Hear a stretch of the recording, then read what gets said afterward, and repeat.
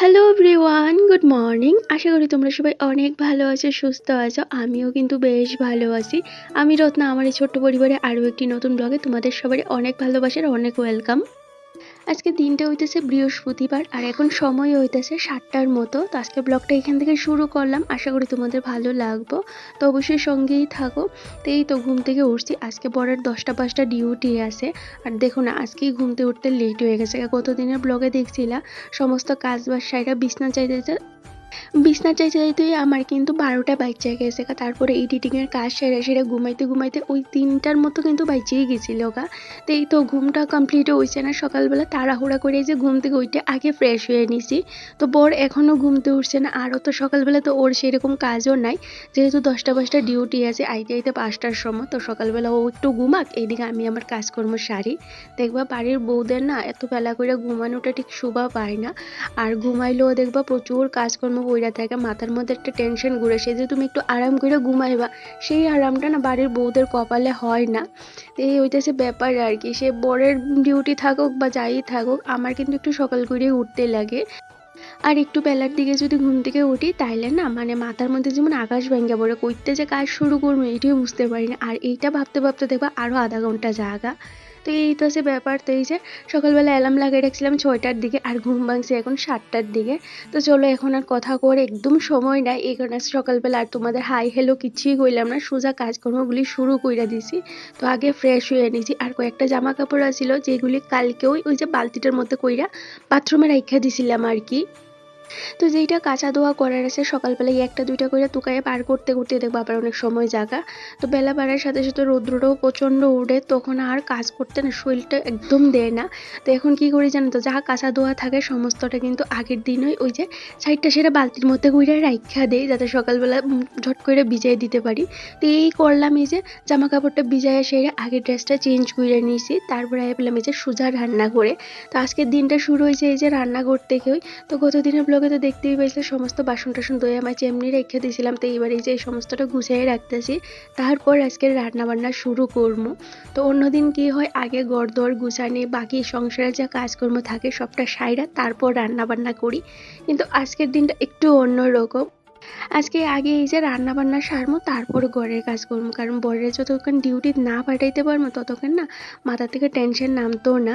তো এইটা হচ্ছে ব্যাপার আর কি। তো আগে এই যে বাসন টাসন গুছিয়ে রেখে দিছি, তারপরে এই যে এবার ভাত আরবি যে আলু ডিম তার সাথে একটু মিষ্টি কুমড়া আর একটু ঢেঁড়স সিদ্ধ বোয়াই দিমো। তো ভাতটা একটু বেশি করেই করবো, যাতে দুপুর অবধি হয়ে যাবে। আর কালকের অনেকটা তরকারি আছে জানো তো, তো এটা দিয়ে আমার খাওয়া দাওয়া হয়ে যাবে। আর এই তরকারি তো ও নিত না, কারণ এই যে এই তরকারি দিয়ে খাওয়ার না সময় একদমই থাকে না।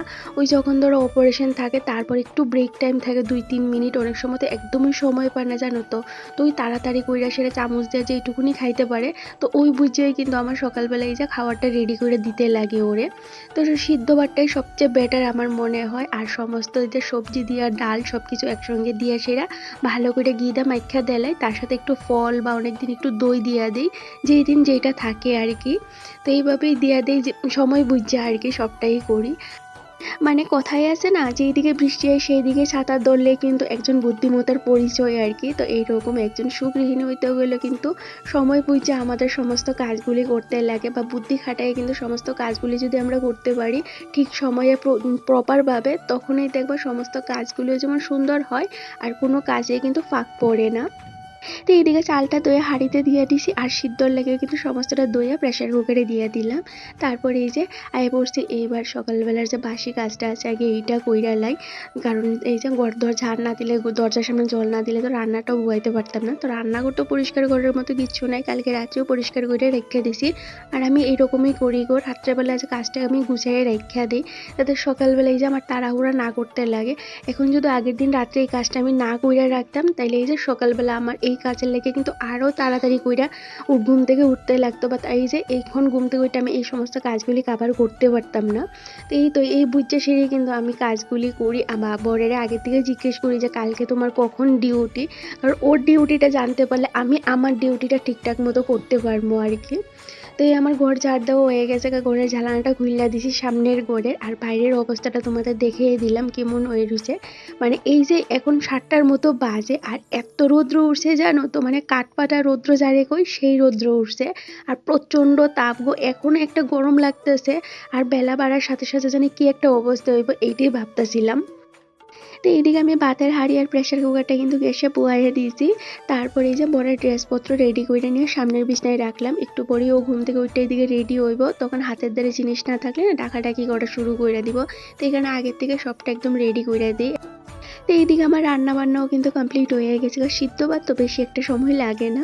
ওই যে প্রেসার কুকার 2-3টা সিটি দেওয়া মাত্র হয়ে গেছে। তারপরে যে সবটা একসঙ্গে মাইকা ভালো করে প্যাক করে দিয়ে দিছি। তো 2টা বাটির মধ্যে ভাত দিলাম, একদম সব কিছু দিয়ে ভালো করে মাইকা সেরা দিয়ে দিছি। আরেকটা বাটির মধ্যে গড়ে যা ফ্রুট আসিল সব কিছু এইভাবে কাইটটা সেরা একটা বাটির মধ্যে দিয়া দিছি। আজকে আর দইটা দিলাম না, সকালবেলা যেহেতু ও মুড়ি চিরা দিয়া দইটা খায়া যা, তো এই কারণে আজকে আর দই দিলাম না, কারণ কালকে বেশি একটা দুধ আসিল না জানো তো। ওই যে কইছিলাম একটা মিক্স ফ্রুট কাস্টার্ড বানাইছিল, এখানে বেশিরভাগ দুধটাই দিয়া লাইছিল, তো অল্প একটু দুধ আছিল এইটা দিয়ে দই পাচ্ছিলাম।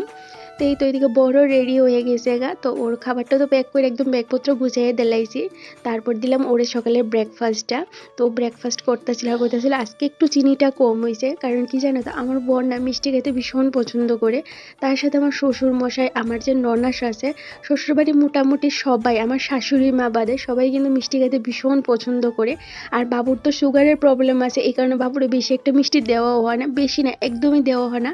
তারপরেও বাবু না মাঝে মধ্যে একটু চুরি করে মিষ্টি খাইলা। আর এই নিয়ে জানো তো মা ভীষণ ঝগড়া করে বাবুর সাথে, আর অনেক সময় সুগারটা এত বাড়ে জানো তো। খাওয়াইয়া দাওয়া ডিউটি পাঠাইয়া দিয়েছি, রান্না বান্না হয়ে গেছে গা, বেশি কিছু না সিদ্ধ ভাতেই করছি। ভাতটা একটু বেশি করে কইরা লাইছি যাতে আমার দুপুর অবধি হয়ে যাক, আর রাত্রে আবার রান্না করবো। আর কালকের অনেকটা তরকারি ডাল সব কিছুই আছে আমার লেগে, মানে আমার খাওয়ার লেগে এত প্রেশার নাই। ওই যে বোকা কালকে শুটকি মাছ করছিলাম, দেখতেই পাচ্ছি সজনার ডাটা দিয়ে শুটকি মাছ করছি, এত টেস্টি হয়েছে জানো তো, ভীষণ টেস্টি হয়েছে। তো একটু মানে একটু বেশি করেই করছি। তো ও কালকে কইতেছিল ওর আজকে 10টা ডিউটি আছে, তো এই কারণে একটু বেশি করেই কালকে রাত্রে তরকারিটা কইরা দিয়েছিলাম যাতে আজকে দুপুর অবধি আমার হয়ে জায়গা। তো এই হইতেছে ব্যাপার। তো রান্নাবান্নাও সারলাম, আর কোনো প্রেশার নাই। এবার ঘরদোয়ার গুছানি, তারপরে যে ঘরদোয়ার পরিষ্কার করা এইটাই আছে। আর হইলো গ্যাসের গাছে জল দিমু, এই তো এই কাজগুলি করলে এখন সারছি। আর রাত্রেও অনেক রাত্র করে ঘুমাইছি, তো কালকে রাত্রে কেন উঠতে না একটু লেট হয়ে গেছে না। তো যাক বাবা, সকালবেলা না আমি টেনশন করতেছিলাম যে সবটা কি করতে পারবো কিনা, খাওয়ানটা রেডি করে দিতে পারবো কিনা। তো দিতে পারছি, ও টাইমে গেছে গা, এইটা অনেকটা শান্তি।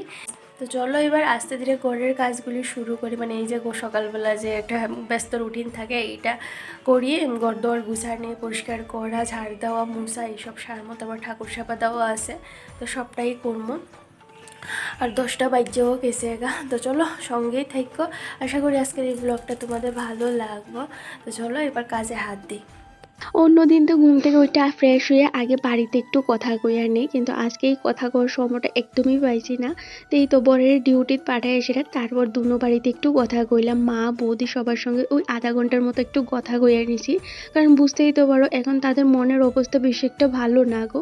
এই যে আমি আধা ঘন্টা 1 ঘন্টা পর পর একটু তাদের ফোন কইরা খবর নেই, এইটাই ওদের সম্বল জানো তো। মা তো মন খারাপ আছে, কান্নাও করে, আমি বুঝতে পারি গো যখন মার সঙ্গে আমি কথা কই, কিন্তু সেই জিনিসটা জানো তো আমার মা বোঝায় না। মা আর মা আমারে সান্ত্বনা দেয় যে সব কিছু ঠিক আছে, কিচ্ছু চিন্তা করিস না, আমরা তো আছি। ওই তো মা বাবা যতদিন বাচ্চা আছে মা বাবার তো দায়িত্ব এটা যে পোলাপানের কিছু হইলে দেখা, কারণ কি করবো, মা বাবা তো জন্ম দিছে না, তো মা বাবা দায়ে পড়ছে। পোলাপান যদি এই জিনিসটা বুঝতো কৌতো আজকে এইরকম একটা দিন আয়ে না। আর গত দিনের ব্লগেও তোমাদের সাথে শেয়ার করছি যে আমরা এমন খারাপ পরিস্থিতির মধ্যে আছি দেখা মানুষের নানান ধরনের কথা কয়, কিন্তু আমার বাড়িতে এমন কোনো কাজ করছে না যেটা নিয়ে যে মানুষে এখন যে কথাগুলি কইতাছে সেই কথাগুলি কিন্তু আমরা ডিজার্ভ করি না। এত বড় কোনো দোষ করছে না আমার ভাই, কিন্তু অনেক মানুষ আছে জানো তো এত বড় বড় ক্রাইম করে, মানে বিশাল বড় বড় ক্রাইম করে, তারা পর্যন্ত দেখি বাড়িতে এসে ঘোরাফেরা করে, ঝগড়াঝাটি করে, মানুষের বড় বড় কথা শোনায়। সেই জায়গায় দাঁড়ায় কিন্তু আমরা কারোরই কোনো কথা কই না, আমরা মনে করি আমরা দোষ আছে, কারণ আমরা না খুব সাধারণ ঘরের মানুষ গো। এই যে আজকে দেখতেছো আমরা এত জাঁকজমট লাইফ, আমাদের লাইফটা কিন্তু এইরকম না ছিল না। আমরা একটা সময় জানো তো মাটির ঘরে ছনের ঘরে পর্যন্ত থাইকা দিন কাটাইছি। যখন আমার বাবা আর্থিকভাবে আরও দুর্বল আছিল তখনও কিন্তু আমরা ভালোভাবে দিন কাটাইছি, খুশি দিন কাটাইছি, 2 বেলার জায়গায় 1 বেলা খাইছি। তারপরেও কিন্তু আমাদের মাথায় কোনোদিন উল্টাপাল্টা চিন্তাধারা আইছে না। কিন্তু মানুষের ভালা মানুষেরা দেখবা কানের দ্বারা যখন বাজে বারে বারে একটা কথাই কইতে থাকে বা কানমন্ত্র দিতে থাকে, সেই ভালা মানুষটাও দেখবা সেকেন্ডের মধ্যে কিন্তু চেঞ্জ হয়ে যায়। তো এই হইতেছে ব্যাপার আর কি। তো মানুষের কথা শুনতে শুনতে না এখন আমিও না ফেড আপ হয়ে গেছি গো, আর পারতেছি না নিতে। তো এই কারণে এখন আমি মুখ খুলতে বাধ্য হই, ও চুপ করে অনেক থাকছি গো, মানুষের কথাও শুনে দেখছি। কিন্তু কি কহতো মানুষের না যত জবাব না দিয়ে চুপচাপ থাকবা মানুষ দেখবা আরো পায়াব, যেমন ওই যে মাটিটা নরম হলে সবাই কামড়াইয়া ধরে, এইরকম আর কি। তো এখন আমি জবাব দিতে শিক্ষা লাইছি যে যাই হোক, খারাপ পরিস্থিতি আমাদের এখন চলতেছে, তার থেকে বড় আর খারাপ কিচ্ছু হইতে পারে না। তো মানুষের কাছে তো আমি এমনিও খারাপ, মানে আমার সমস্ত পরিবারটা এমনিই খারাপ, তো আমি জবাব দিয়েই খারাপ হই না। ভালো হইয়া এতদিন কি কইরা লাইছি কও তো, কিছুই করতে পারছি না। তো এখন আমি খারাপ হয়েই সবার কাছে থাকতে চাই। এতদিনে এইটুকুনি বুঝতে পারছি যে ভালোবাসার এই পৃথিবীতে থাকা মোটেও কিন্তু পসিবল না। খারাপের সাথেই দেখবা সবসময় ভালো হয়, আর ভালোর সাথেই দেখবা সবসময় খারাপ হয়, এই জিনিসটা বুঝতে পারি। তো অনেক সময় ভাবি যে আর কারোর ভালোও চিন্তা করতাম না, খারাপও চিন্তা করতাম না, এখন নিজের ভালো চিন্তা করবো। তো আমার মা জানো তো অনেকটা সিম্পল সাদামাটা একটা মানুষ আর কি। সেই জায়গায় দাঁড়িয়ে আমার মা কো কেলিগা এতদিন ভালো আছিলি তুই এখন কেলিগা খারাপ হয়ে যাবিগা, যেইভাবে আসো সেইভাবেই চল, উপরবেলা সব কিছু দেখতেছে, সবটা ঠাকুরের উপর ছাইড়া দে। উপরওয়ালার লাঠি যখন ঘুরে তখন কিন্তু কেউ বাদ যায় না। তো এই বিশ্বাসটা নিয়েই কিন্তু চলতেছি, আর আজকে যেই রকম আছি এইরকমভাবেই আমি চলতে ফিরতে চাই আর কি। এর থেকে ভালো বা এর থেকে খারাপ কিছুই হইতে চাই না। তো যাই হোক, অনেক গল্প করলাম। এদিকে দেখো তোমাদের সাথে গল্প করতে করতে বাড়িতে কথা কয়ে সেরা আগে কি করছি, ঘরদোরটা গুছিয়ে নিয়েছি, মানে দুনো ঘরের যে বেডটা ছিল বেডটা একদম ভালো করে পরিষ্কার কইরা আবার অর্গানাইজ কইরা নিলাম।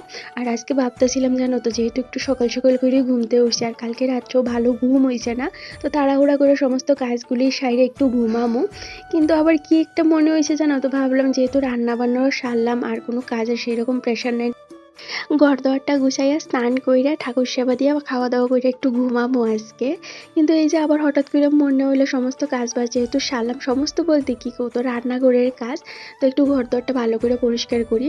বারান্দার উপরের দিকে জানো তো এত মাকড়সার ঝুল হয়েছে, আজকের থেকে ওই ধরো সপ্তাহখানেক আগে পরিষ্কার করছি, তোমাদের একটু পরিয়ে আমি দেখাইতেছি কি একটা অবস্থা হয়েছে বারান্দার। তো বর আজকে 2 দিন ধরেই কইতাছে এটা একটু পরিষ্কার করো না, কেমন লাগতেছে। আর উপর থেকে জানো তো এই ঝুলগুলি নিচে পড়ে গায়ে পড়লে কেমন লাগে গো, তো আর ভীষণ চুলকায় গো গাটা। তো ভাবতেছি আজকে এই জায়গাটা পরিষ্কার করবো, তো ঘরটা একটু ভালো করে পরিষ্কার করে নিতে, সাপ্তাহিক যে ক্লিনিংটা আছে এইটা আগে কইরা নিতেছি, তারপরে এই যে বারান্দাটা পরিষ্কার করবো। তো সাপ্তাহিক যে ক্লিনিংটা আছে এইটা কি করবো, তো যখন হাতে সময় পাই তখনই আমি কিন্তু কইলে, সপ্তাহ আইব তারপর পরিষ্কার করব এই চিন্তা ভাবনা মাথায় রাখি না। হাতে সময় আছে মানে আমি কাজগুলি কইরা নেবো, আমার আছে এইরকম চিন্তাধারা আর কি।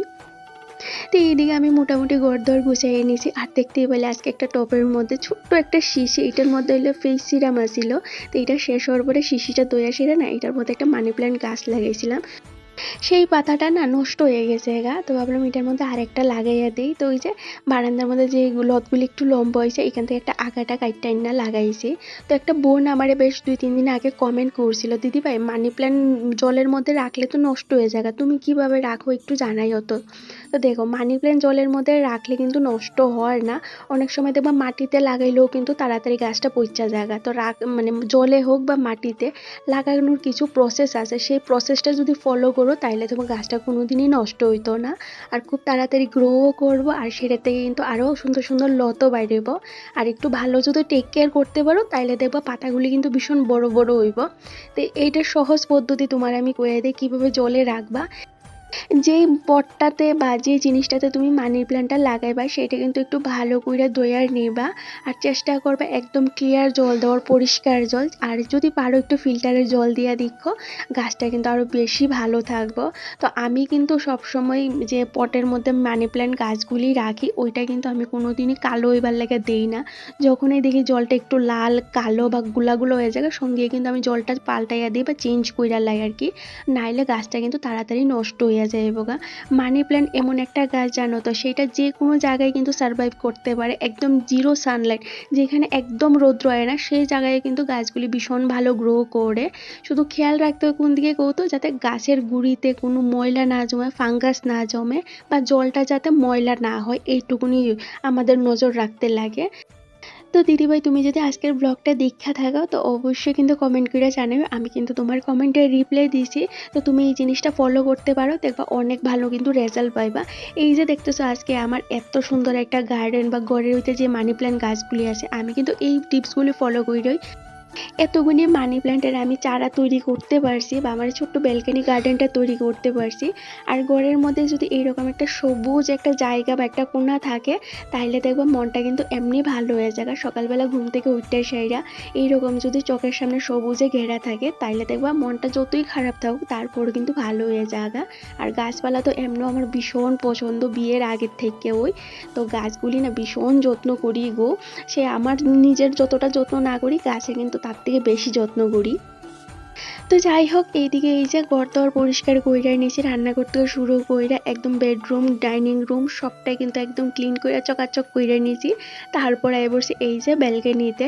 তো গাছগুলি সরাই সরাই না একটু ভালো করে ঝাড় দিয়া দিয়েছি। এগুলির নিচে দেখতেছি পিঁপড়ার বাসা কইরা লাইছে, তার সাথে মাটিও জমে গেছে তো সবটা একদম ভালো করে ঝাড় দিলাম। উপরের দিকটা দেখতে পাইছে কত মাকড়সার ঝুল হয়েছে, সেইগুলি পরিষ্কার করলাম। তারপর গিলগুলিও পরিষ্কার কইরা সাথে কিন্তু গাছগুলি ভালো করে পরিষ্কার কইরা দিছি, যে মরা পাতাগুলি আছিল বা লতগুলি এইগুলি একদম ছাঁটাই কইরা দিছি। এখন ব্যালকনিটা দেখতে আরো বেশি ভালো লাগতেছিল। তো আমি তো প্রায় সময় এই কাজটা করি, অনেক সময় হয়তো তোমাদের সাথে শেয়ার করা হয়, আবার অনেক সময় হয়তো হয় না। তো ব্যালকনিটা ভালো কইরা ঝাড় দিয়া বাড়ির সামনে থেকে শুরু কইরা ঘরদোর সবটা আবার ভালো করে ঝাড় দিয়া পরিষ্কার কইরা নিছি। এবার এই যে ঘরদোরটা মুছা স্নান করতে যাবো, আর কিছু তো কাপড় আছে এইটাও দমো।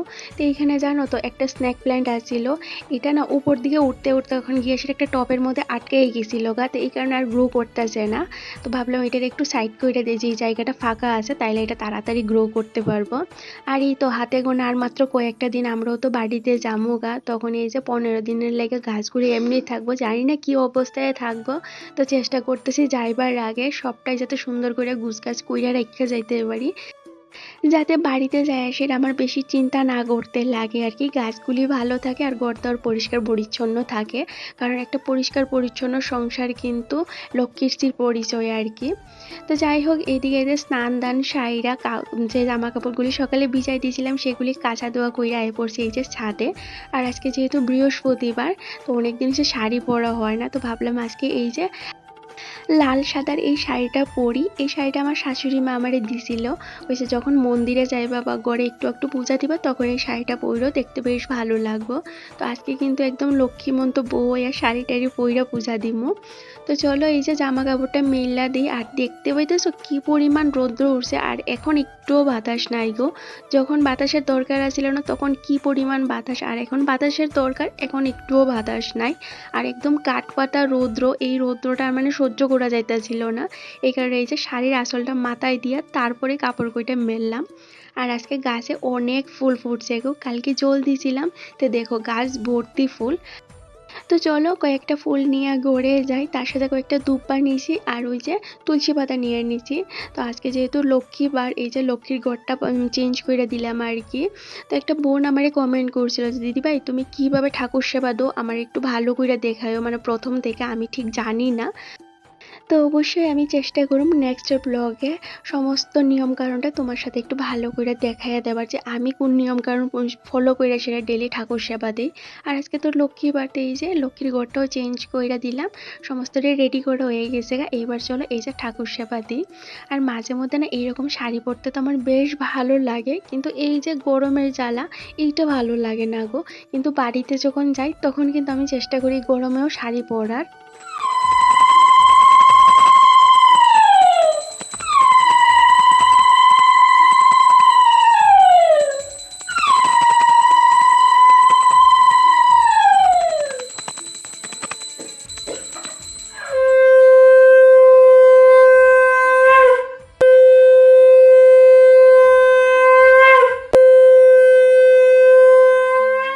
শাওন সাহা আইডি থেকে দিদিভাই কমেন্ট করছে, দিদিভাই তোমার কাছ থেকে অনেক এনার্জি পাই। তো থ্যাংক ইউ সো মাচ গো। তোমরা যেমন আমার কাছ থেকে এনার্জি পাও, তেমন কিন্তু আমি তোমাদের এই কমেন্টগুলি দেখে সেরে এনার্জি পাই। তোমরা যখন এই কমেন্টগুলি করো আমার না এত ভালো লাগে, তোমাদের সাথে এইরকম ভিডিও শেয়ার করতে আমার কিন্তু আরও অনেক উৎসাহ পাই বা অনেক মোটিভেট হই। তো যাই হোক, এদিকে ঠাকুর সেবা দিয়ে সেরে এবার দুপুরে খাওয়া দাওয়াটা সাইরা নিতেছি। আর আজকে একদম সিম্পলে রান্না বান্নাই হয়েছিল সকালবেলা। কালকের যে তরকারিটা ছিল এটা গরম কইরা দুপুরবেলা আমি খাইছি। আর এখন রাত্র বাজতেছে ওই 8টার মতো, আয় পড়ছে রান্না বান্না করতে। আর রাত্রের লেগে করতেছি এই যে আলু দিয়ে সেটা একটু পাতলা করে ডিমের ঝোল করবো। তো আজকে ব্লগটা এখানে শেষ করলাম। ভালো লাগলে চ্যানেলটা সাবস্ক্রাইব করে একটা লাইক একটা কমেন্ট করে জানিও। টাটা।